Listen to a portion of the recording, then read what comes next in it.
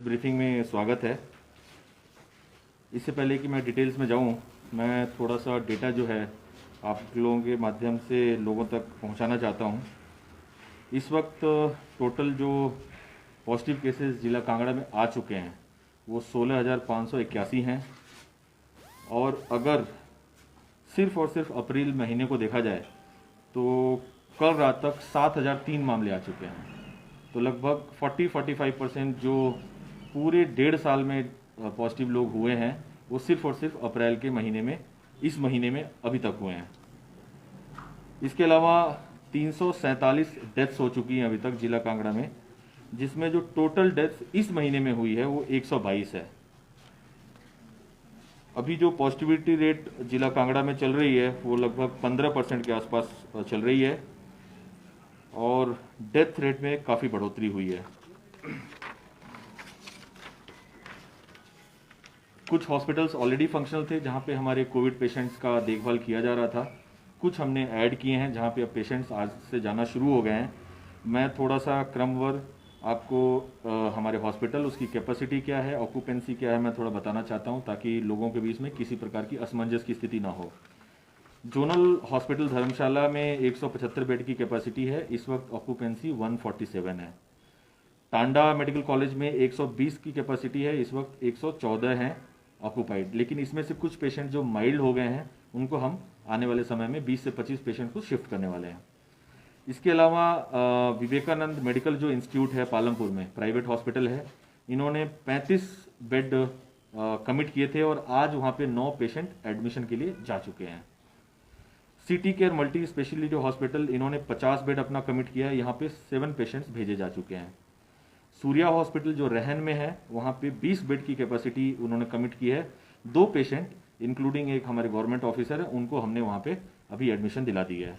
इसके अलावा एमएच पालमपुर और एमएच योल, यहाँ पे 100 बेड की कैपेसिटी है और 44 इस वक्त ऑक्यूपाइड हैं। मैं आपको बताना चाहता हूँ क्योंकि हमारे यहाँ पर एक सर्विसमैन और सर्विसमैन की जो पॉपुलेशन है जो काफ़ी है, इसीलिए ये दोनों जो फैसिलिटी एक्सक्लूसिवली जो हमारे आर्मी के लोग या एक्स जो रह चुके हैं वो पॉजिटिव आ रहे हैं उनको यहाँ पे भेजा जा रहा है। इसके अलावा बालाजी कांगड़ा ने 40 बेडेड कैपेसिटी कमिट की है। अभी हमारे पास इतने पेशेंट्स नहीं हैं, तो अगर कल या आज रात को अगर इस तरह के पॉजिटिव पेशेंट्स आते हैं तो उनको वहाँ भेजा जाएगा। City hospital Mataur 25 bedded capacity उन्होंने कमिट कर दी है और अभी हमारे पास पेशेंट्स नहीं है वहाँ भेजने के लिए। इसी प्रकार पपरोला में हमने 100 बेडेड कैपेसिटी क्रिएट कर ली है, अभी हमारे पास पेशेंट्स वहाँ पे भेजने के लिए नहीं है। कुल मिलाकर 665 बेड की जो कैपेसिटी इस वक्त जिला कांगड़ा में है और इसमें से सिर्फ 323 ऑक्यूपाइड है। कल कई लोगों के माध्यम से, आप लोगों के माध्यम से मेरे पास एक सवाल आया था कि हमने मंडी और ऊना कुछ पेशेंट्स भेजे थे। तो मैं बताना चाहता हूँ कि जो हमारे प्राइवेट हॉस्पिटल्स हैं उसमें हमको खर्चा देना पड़ता है, इसलिए ऑलरेडी जो हमारे पास गवर्नमेंट में इंफ्रास्ट्रक्चर था हमने उसको यूज़ किया है। और साथ ही साथ मैं आपको बताना चाहता हूँ कि अन्य जिलों के लोग भी हमारे पास इस वक्त हमारे बेड्स पे हैं। इस वक्त जिला कांगड़ा में होम आइसोलेशन में 3,653 लोग हैं और वैक्सीनेशन की अगर डोजेज देखी जाए तो 3,44,751 लग चुकी है, जिसमें 2,99,898 लोगों को ये डोजेज दिए गए हैं। एक जो जरूरी सूचना मैं आपके माध्यम से लोगों के बीच में पहुंचाना चाहता हूं, आपको पता होगा कि गवर्नमेंट का प्लान था कि 1 मई से 18 से 45 साल के उम्र के लोगों को वैक्सीनेशन किया जाएगा, जिसकी रजिस्ट्रेशन की जो प्रक्रिया थी 28/4/21 यानी कल से शुरू हो गई थी। लेकिन मैं इसमें बताना चाहता हूं कि अभी वैक्सीन की अवेलेबिलिटी सरकार के माध्यम से नहीं करवाई गई है, तो ये 1 मई से हम स्टार्ट नहीं कर पाएंगे। और जब भी हम स्टार्ट करते हैं, जब भी वैक्सीन की उपलब्धता हो जाती है, ये डेट आपके माध्यम से, मीडिया के माध्यम से, हमारे ऑफिस के माध्यम से लोगों तक पहुंचा दी जाएगी। कल आपको पता होगा 694 केसेस आए थे टोटल जिला कांगड़ा में, और कई लोगों के माध्यम से मुझे भी कॉल आए, आप लोगों के माध्यम से भी मुझे कॉल्स आए कि जो शादियां हैं उसको लेकर कुछ ना कुछ और रिस्ट्रिक्शंस हमें लगाने की ज़रूरत है, क्योंकि जिला कांगड़ा में लगभग 5,000 शादियां 1 महीने के अंदर होने वाली हैं। उसको लेकर कुछ फैसला सरकार के माध्यम से लिया गया है। उसको आज ऑर्डर के तौर पे आज मैं एसडीएम्स के साथ वीसी करके उनको भी सुबह इसके बारे में इन्फॉर्मेशन मैंने दे दी है, और जिला कांगड़ा में 1 मई से जो शादियां होंगी उनके लिए ये शर्तें लागू होंगी किसी भी प्रकार का पब्लिक फंक्शन अब मैरिजेज में नहीं किया जाएगा। कोई भी धाम फीस्ट कंप्लीटली 1 मई से प्रोहिबिटेड होगी।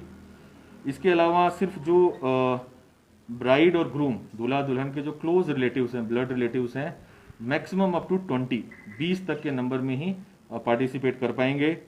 और इसके अलावा जो भी ये 20 लोग होंगे उनकी लिस्ट जो है, सूची जो है, अपने प्रधान को और अपने एसडीएम को लोगों को देनी पड़ेगी। और ये ऑनलाइन पोर्टल में ही लिस्ट आप अपनी लगा सकते हैं। इससे पहले जो हमने 50 की परमिशंस दी थी, दे स्टैंड कैंसल्ड, और अब 20 की ही कैपेसिटी लोग इस्तेमाल कर पाएंगे। और ये जो 20 लोग पार्टिसिपेट करने वाले, इनकी इन्फॉर्मेशन अपनी पंचायत को और अपने एसडीएम को ये लिस्ट देनी होगी। इसके अलावा जो इन शादियों में बाहर से लोग आएंगे, जो नॉन हिमाचली होंगे, जो बाहर से आएंगे हिमाचल से, उन लोगों को कंपल्सरली आरटीपीसीआर अपना टेस्ट करवा के आना होगा। और अगर हमारे लोग वहाँ जा रहे हैं तो उनको भी आने के बाद अपना आरटीपीसीआर यहाँ पे करवाना पड़ेगा। इसके अलावा अगर इन 20 लोगों के अलावा अगर इन शादियों में कोई भी हट्टा कट्टा इंसान पार्टिसिपेट कर रहा है, आ रहा है सेलिब्रेशन में, और वो उसके लिस्ट में नाम नहीं होता है, तो ऐसे लोगों को हम अपने आइसोलेशन सेंटर्स में लाएंगे।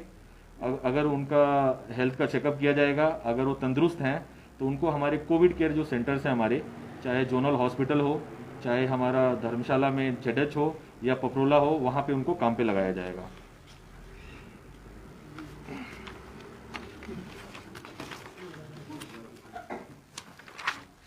इसके अलावा जोनल हॉस्पिटल को लेकर बहुत सारी दुविधाएं आप लोगों के दिमाग में थी और कुछ कंप्लेंट्स भी आ रही थी।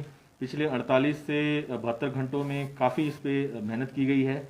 और अभी क्या पोजीशन, हमने क्या क्या ऐड किया है जोनल हॉस्पिटल में, ताकि वहाँ पे लोगों के बारे में जो इन्फॉर्मेशन है, लोगों के स्वास्थ्य का जो ध्यान है, उसको कैसे बेहतर रखा जा सके, उसके बारे में हमने कुछ एडिशंस किया, वो मैं आपके सामने शेयर करना चाहता हूँ। हमने हमारे जो वार्ड्स हैं वहाँ पे, उसमें 5 LED टीवी, 5 वॉकी टॉकी, क्योंकि अंदर से बाहर इन्फॉर्मेशन आने में दिक्कत होती थी, तो पुश बटन वॉकी टॉकी, और 2 फूड वार्मर अभी हमने ऑर्डर प्लेस कर दिया है, 2-3 दिन के अंदर ही लग जाएंगे। इसके अलावा आज 10 sanitation worker, 10 ward boys, 6 nurses, 5 doctor और 10 ड्राइवर की टीम जो है जोनल हॉस्पिटल के सुपुर्द कर दी गई है, जिससे आने वाले समय में जो सर्विस डिलीवरी है वो बेहतर हो सकेगी। इसके अलावा कुछ वॉलंटियर्स की टीम भी आज हमने बनाई है, जो सुबह, दोपहर और शाम को जो भोजन का वितरण है उसमें हमको मदद करने के लिए तैयार हुए हैं, ताकि गरम गरम खाना लोगों को दिया जा सके। इसके अलावा एक 24/7 एक हेल्पलाइन अब जोनल हॉस्पिटल में ही सेटअप होने जा रही है, जिसके लिए 6 लोग हमने जोनल हॉस्पिटल को दिए हैं। और ये रोजाना सुबह और शाम को हर पेशेंट का जो टेम्परेचर है, SpO2 है, वेदर वो ऑक्सीजन सपोर्ट पे है कि नहीं है, उसका जनरल कंडीशन क्या है, ये सारा का सारा शेयर किया जाएगा। और कल शाम से ये इन्फॉर्मेशन आपके बीच में आनी शुरू हो जाएगी। आज क्योंकि ऑक्सीजन को लेकर भी, ऑक्सीजन सप्लाई को लेकर भी लोगों के बीच में असमंजस की स्थिति बनी रहती है। आपको पहले ही बताया कि हमने 150 सिलेंडर्स बैकअप में रखे थे, आज 46 आज दिन में हमने ऐड कर लिए हैं। 80 और पाइपलाइन में, हो सकता है रात तक हमारे पास पहुंच जाएं। इसके अलावा एम्बुलेंसेज को लेकर एक असमंजस की स्थिति बनी हुई थी।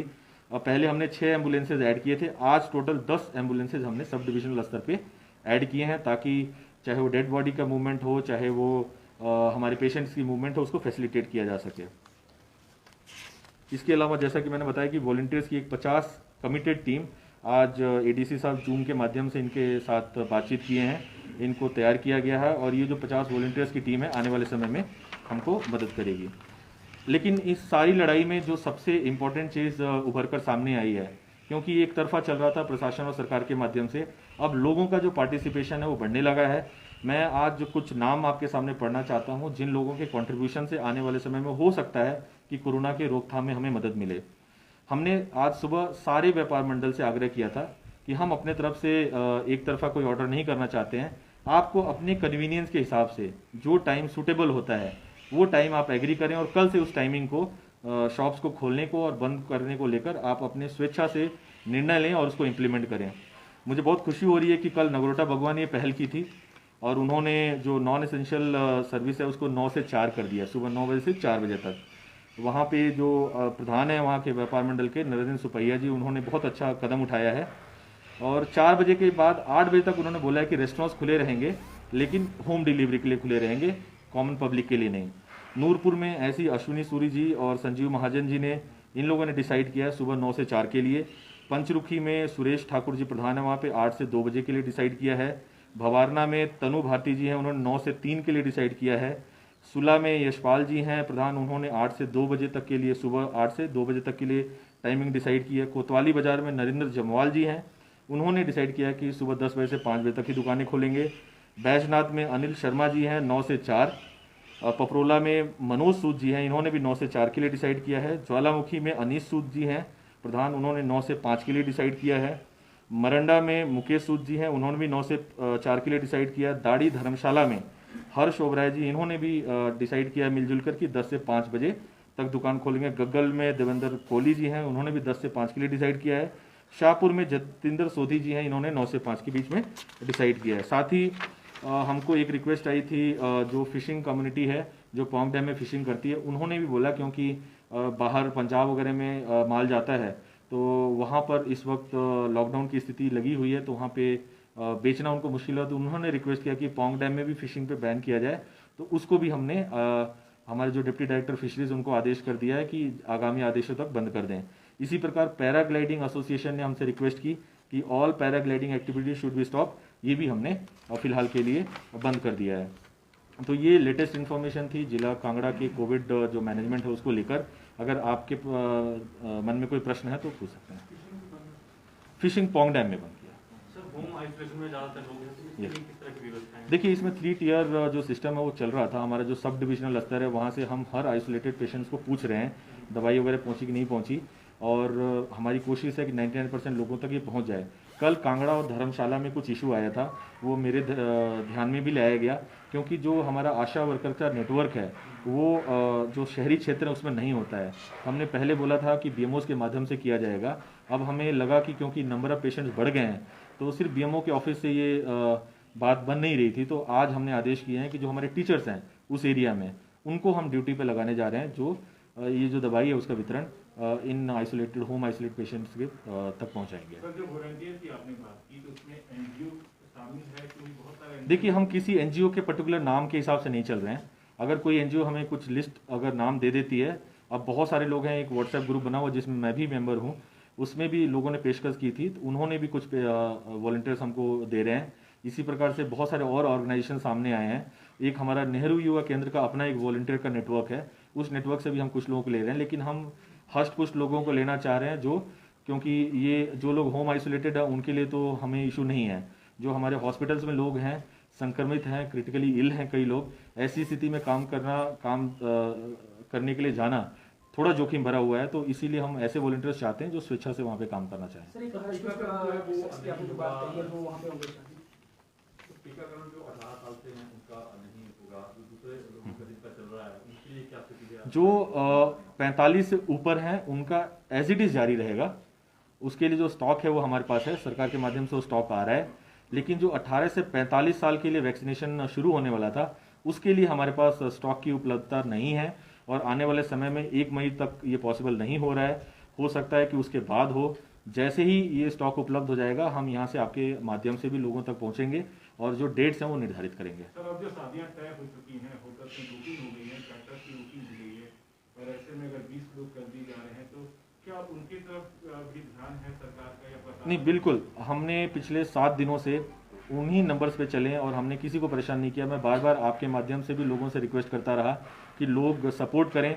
जहां भी हमारी टीम्स जा रही थी कहीं भी 50 के नंबर को फॉलो नहीं किया जा रहा था, इसीलिए डिसीजन हमें लेना पड़ा, क्योंकि लार्जर इंटरेस्ट में लोगों को बचाने के लिए बहुत जरूरी। क्योंकि आज के समय में अगर हमारा डेटा आप देखेंगे, जो 690 लोग हैं जो कल पॉजिटिव आए, 694 लोग, इसमें से 300 से 400 लोग हैं जिनकी कोई ना कोई 7 दिन की किसी न किसी शादी में जाने की हिस्ट्री है।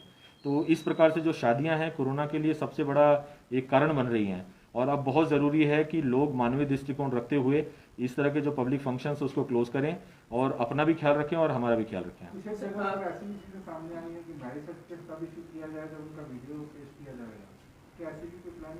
नहीं, देखिए, मैं अभी भी बता रहा हूँ, किसी भी प्रकार का नेमिंग और शेमिंग हम नहीं करना चाहते हैं। ये शादियां बहुत प्राइवेट अफेयर होनी चाहिए, बस हम इतना कह रहे हैं। और कम से कम लोग हों, हमारे लोग भी जाएंगे तो बड़ी शालीनता के साथ लोगों के साथ पेश आएंगे। और इतना ज़रूर हमने किया कि कोई हस्ट पुस्ट मिल गया, उसका नाम अगर नहीं होगा लिस्ट में, जो 20 लोगों की लिस्ट होगी, तो उससे ज़रूर हम कोविड सेंटर्स में अपने काम कराने के लिए बाध्य करेंगे। कितने दिन वही तो सवाल कि उसको पुलिसमेंट मतलब वो हम देखेंगे हमें कितना दिन के लिए करवाना है। यही सवाल सर कि उसको वो पनिशमेंट के तौर पर होगा या फिर उसके लिए क्या होगा? नहीं, बिल्कुल बिल्कुल, ये उनके तरफ से कंट्रीब्यूशन होगा, क्योंकि अगर कोरोना फैलाने में किसी के लिए मददगार हो रहे हैं तो हमारे को कोरोना से लोगों को बचाने के लिए मददगार साबित होना है। पर्टिकुलर टाइम कब तक मतलब वो करेगा? एक दिन से लेके 2 दिन तक जितना भी हमको लगता है कि ज़रूरत है उसके हिसाब से हम करवाएंगे। सर 20 से ज़्यादा 20 लोगों के भर्ती लिए हैं जो मतलब आने के लिए चाहते हैं, अगर उससे ज़्यादा लोग अगर आएंगे उसमें तो बिल्कुल, मैंने यही बोला है कि जो 20 लोगों की लिस्ट होगी ये प्रधान और एसडीएम को आपको देनी पड़ेगी। जो पुरानी शादियां हैं जिनको 50 की परमिशन गई उनको भी अब देना पड़ेगा। और 20 से ज़्यादा अगर लोग हमें दिखाई दिए जो रिलेशन में नहीं है तो 100% उनके खिलाफ इस तरह की कार्रवाई की जाएगी। हम तो बिल्कुल धाम बंद कर दिया गया, डीजे बंद कर दिया गया, पब्लिक सेलिब्रेशन ही बंद कर दिया गया, शादियों को प्राइवेट अफेयर रखा जाएगा, ये इस ऑर्डर में लिखा गया। नहीं, जो ऑलरेडी परमिशन ले चुके हैं वो बस अपनी लिस्ट 20 की सबमिट कर देंगे, क्योंकि हम जब चेक करने जाएंगे तो उतने ही लोग होने चाहिए जितना हमने बोला हुआ है। मेरे ख्याल से और कोई प्रश्न नहीं है तो ब्रीफिंग क्लोज कर सकते हैं। Thank you.